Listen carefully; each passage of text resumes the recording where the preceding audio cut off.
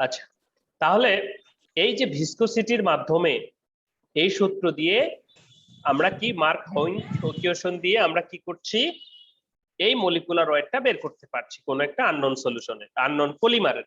প্রথমে পলিমারটাকে একটা জানা সলভেন্টে ডিসলভ করতে হবে, করে সেটার ভিসকোসিটি মাপতে হবে, মাপার পর সেই ভিসকোসিটি প্লাস সেই সলভেন্টের কে এবং আলফার মান দিয়ে আমি মলিকুলার ওয়েটটা পাবো। গেল? আশা করি ঝামেলা নাই এখানে তোমাদের। ওকে, সবার কি এখনো আসা শেষ হয়নি? ওকে, এবার আসি জেট এভারেজ মলিকুলার ওয়েট। এটা একটু আরেকটু সফিস্টিকেটেড। যেটি জেট এভারেজ মলিকুলার ওয়েট বলা হচ্ছে, কি বলা হচ্ছে, এক মিনিট, এটা নিয়ে তো বড় মুশকিল করলাম।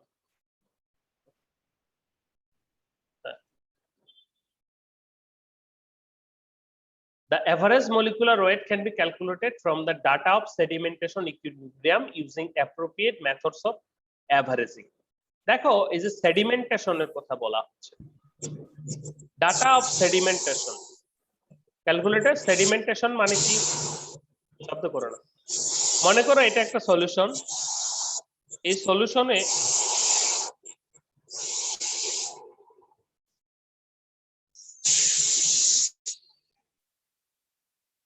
সলিউশনে তুমি হচ্ছে দিয়েছো বালি।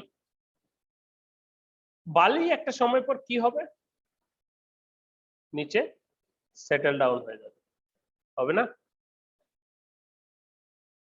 এই যে সেটেল ডাউন হচ্ছে, এখানে কতটুকু হলো, বা এই যে সেটেল ডাউন হওয়ার প্রবণতা বা এই সেটেল ডাউন যে অবস্থা, এইটা থেকে আমরা এভারেজ মলিকুলার, জেট এভারেজ মলিকুলারটা বের করি সাধারণত। বলা হচ্ছে যে Z average molecular weight can be calculated from the data of sedimentation equilibrium using appropriate methods of averaging. So এখানে একটা equation, Z summation of ni by mi3, অর্থাৎ তিনটে m মলিকুলার ওয়েট গুণ হবে into summation of ni by mi, যেখানে ni total number of molecules and molecular weight of the sample. আচ্ছা, sedimentation থেকে বের করা হয়, দেখবো আমরা। Okay, molecular weight and degree of polymerisation. এই মলিকুলার ওয়েট এবং ডিগ্রি অফ পলিমারাইজেশন কিভাবে সম্পর্কিত? বলা হচ্ছে যে number of repeating unit in a polymer is called degree of polymerisation. আমরা জানি সেটা। Number of repeating unit in a polymer is called degree of polymerisation, আমরা সেটা জানি। DP provides the indirect method experiment of molecular weight and relation as, আমরা যদি molecular weight জানি কোন পলিমারের, সেখান থেকেও কিন্তু সরি আমি কি বলতেছি, যে ডিগ্রি অফ পলিমারাইজেশন যদি জানি, সেখান থেকেও কিন্তু কোন মলিকুলের আমরা ভর বের করতে পারি। কিভাবে? m is equal to dp into m, where m is the molecular weight of the polymer, যেটা আমাদের বের করতে হবে। dp is the degree of polymerization, এটা যদি আমাদের জানা থাকে, and m is the molecular weight of the monomer। তাহলে মনে করো তোমাকে পলিস্টারের একটা পলিমার দেওয়া হয়েছে, যেটার ডিপি তুমি জানো, মনে করো ডিপি 500, ধরে নেই 500, ডিপি 500। তাহলে 500 এবং এম হচ্ছে একটা ইউনিট, একটা মনোমার। আচ্ছা, ইথিলিনে ধরলাম, তাহলে CH2, ওই যে CH2 আমরা জানি, তাহলে একটার হলো 28। তাহলে এইবার এখানে কয়টা হলো? 500টা। তাহলে এখান থেকে আমি সহজেই এম পাবো, মলিকুলার ওয়েট পাবো, তাই নয় কি?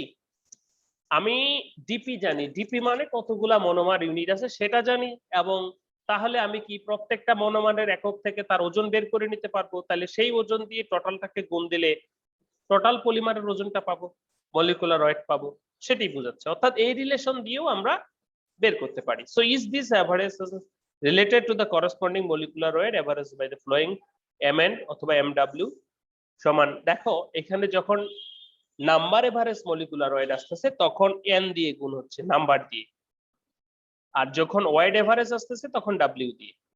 তাহলে m and w কি? m টা হচ্ছে weight of the monomer, n টা হচ্ছে number of the monomer. Done?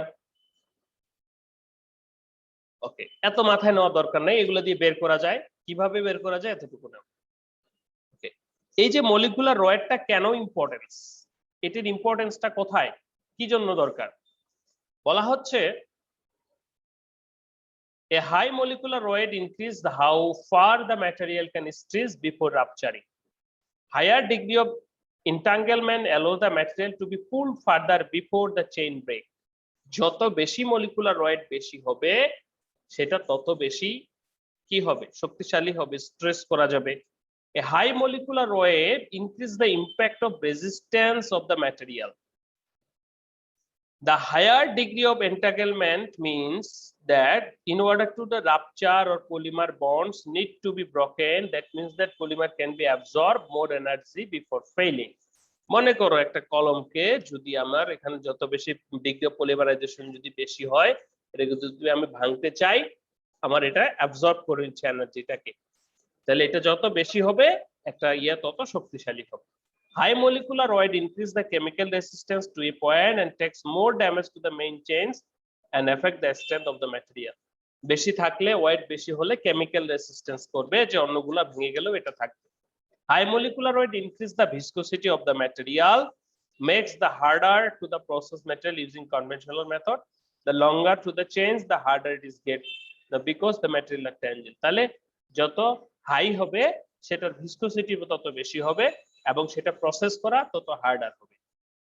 ওকে, তাহলে ভিসকোসিটি বেশি হচ্ছে, স্ট্রেংথ বেশি হচ্ছে, কেমিক্যাল রেসিস্টেন্স বেশি হচ্ছে মলিকুলার ওয়েট বেশি হলে।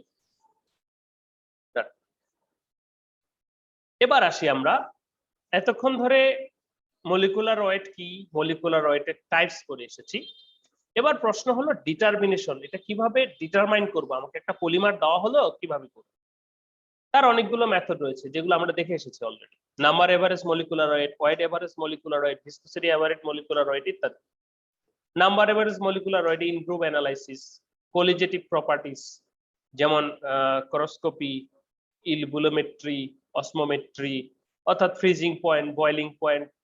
কোলিজেটিভ প্রপার্টি কি, মনে করো এটা পলিথিন, তার তো বয়েলিং পয়েন্ট আর পয়েন্ট একই রকম থাকবে সবসময়, সে দুনিয়ার সেখানে যা ফ্রিজিং পয়েন্টে যা বয়েলিং, অর্থাৎ এগুলো unique properties, অসমেট্রিক property.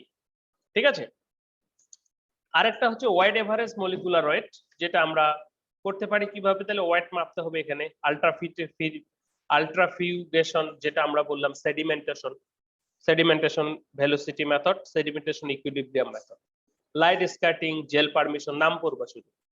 Viscosity average এর ক্ষেত্রে আমরা যদি দেখি ডাইলুট সলিউশন ভিসকোসিটি, তাহলে ভিসকোসিটি মেজার করে করতে হবে, relative viscosity, specific viscosity, reduce viscosity, inherent viscosity ইত্যাদি। এগুলো হচ্ছে প্রসেস যার মাধ্যমে আমরা মাপতে পারি। তো চলো দুই একটা মেপে শেষ করি আজকে, সময় হবে কিনা, 5 minute 6 minute. In group analysis যেটা বলা হচ্ছে, সংক্ষেপে বলি যে ইন গ্রুপ অ্যানালাইসিস অর্থাৎ একটা পলিমার যেটা সৃষ্টি হয়েছে সেখানে বা মনোমার যেগুলো আছে বা রিপিট যেটা আছে, সেই রিপিটের ইন্ডে কি আছে, শুরু এবং শেষে এরকম তো অনেকগুলা যুক্ত হয়ে পলিমার তৈরি হয়েছে, এই ইন্ডে কি আছে। তো এই যে স্কেলিটন থেকে যখন আমরা ইন গ্রুপ গুলো জানতে পারবো যে ইন গ্রুপ গুলো কি আছে, তখন সেখানে আমরা সহজেই এটার বের করতে পারবো যে functionality molecular weight into functional equivalent. তো এই মলিকুলার ওয়েটটা এখান থেকে পাচ্ছি। সো বলা আছে if you knew the few skeleton structure of polymer, যে how many in groups of these are per molecule of the polymer, that in groups are some way distinguished from the other chemical moieties of the polymer, and then each group and analysis can be powerful to allow the count and the number of molecules the SAM solve for molecular weight। অর্থাৎ এই যে in group গুলো কি আছে এটা দিয়ে পুরো পলিমারের ইয়েটা মেজার করা যাবে। তো ইন গ্রুপ অ্যানালাইসিস করে আমরা করতে পারি, অসমোমেট্রি দিয়ে আমরা করতে পারি। এখানে অনেকগুলো বোঝানোর ছিল, হয়তো আরেকটা ক্লাস লাগবে, আমি সংক্ষেপে বলছি। অসমোমেট্রি একটি কোলিগেটিভ প্রপার্টিস, এক এক সলিউশনের জন্য এক এক রকম হয়। এখানে এরকম একটা চেম্বার থাকে দুটা, মাঝখানে একটা অর্ধভেদ্য ঝিল্লি থাকে, এখানে পিওর সলভেন্ট থাকে এবং এখানে সেই সলভেন্টে আমাদের পলিমারটা ডিসলভ করা থাকে। এখন এই দুটো যদি এরকম করে দেওয়া হয় পিওর সলভেন্ট এবং এরকম, তাহলে পিওর আমরা কি জানি, কম ঘনত্ব থেকে বেশি ঘনত্বের দিকে দ্রবক মানে দ্রবণ কি হবে, যাবে, অর্ধভেদ্য ঝিল্লি ভেদ করে যাবে। তাহলে এটা পলিমার এবং সলিউশন, তার মানে এটা কি বেশি ঘনত্ব, এটা কি কম ঘনত্ব সলভেন্ট। তাহলে এইখান থেকে সলভেন্ট গুলো এদিকে আসবে, মানে একটা প্রেসার দিবে। ফলে এই যে প্রথমে ক্যাপিলারিতে দুটি সমান ছিল, যখন প্রেসার দিবে তখন উচ্চতাটা কি হবে, বৃদ্ধি পাবে, বৃদ্ধি পাবে না? এই যে অসমোটিক প্রেসার দিচ্ছে একটা, এই প্রেসারটা বিভিন্ন পলিমারের জন্য বিভিন্ন রকম। এই যে প্রেসারের হাইট এইচ, এইটা মেপে আমরা এখান থেকেও মলিকুলার ওয়েট বের করতে পারি। এখানে বলা হচ্ছে পাই সমান সমান রো জিএইচ।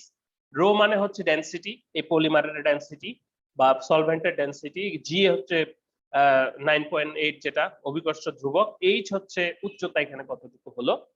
একটা সূত্র আছে, সেই সূত্র দিয়ে সহজেই করা যায়। এখানে এটা শেষ করতে গেলে আমার আরেকটা ক্লাস লাগবে। এখানে বলা হচ্ছে পাই বাই সি। এখানে আরো কোশ্চেন চলে আসলো। সি কি? সি হচ্ছে concentration of the solution, RT by Mn into V2 by V1 by XC। এখন এখানে দেখো আমাদের বের করতে হবে RT by Mn, এটা তাহলে R হচ্ছে জুল 8.314 যেটা আমরা জানি, আর T হচ্ছে রুম টেম্পারেচার, এটা আমরা জানি। পাই হচ্ছে কথা থেকে পাবো ওই যে H, পাই সমান সমান কি ডেনসিটি রো জি এইচ, এখান থেকে পাই পাবো। সি হচ্ছে কনসেন্ট্রেশন, সি হচ্ছে কনসেন্ট্রেশন, ওকে, বাই Mn। তাহলে এখন আমাদেরকে দেখতে হবে যে একটা গ্রাফ করতে হবে, একটু অ্যাডভান্স বিষয়, তারপরেও সংক্ষেপে বলি। এ পাই বাই সি অর্থাৎ কনসেন্ট্রেশনের এগেনিস্টে আমার কত পলিমার কনসেন্ট্রেশনের এগেনিস্টে কত দূর উঠতেছে প্রেসারটা, সেটার একটা গ্রাফ করতে হবে। গ্রাফ করলে এরকম একটা গ্রাফ পাবো এবং এটা এখানে ছেদ করবে, তখন 0 থেকে এই যে এই মানটুকু পর্যন্ত যে মানটা পাবো সেটাই হচ্ছে তার মলিকুলার ওয়েট। এটা এভাবে নির্ণয় করা যায়। কিভাবে? তাহলে এই যে উচ্চতা থেকে পাই পাবো, পাই এবং কনসেন্ট্রেশন, তাহলে পাই বাই সি এবং সি এর এগেনিস্টে একটা গ্রাফ করতে হবে আমাদের। গ্রাফ করলে এখানে যেখানে ইন্টারসেক্ট করবে সেখান থেকে আমরা যে মানটা পাবো সেটাই হচ্ছে RT অর্থাৎ Mn।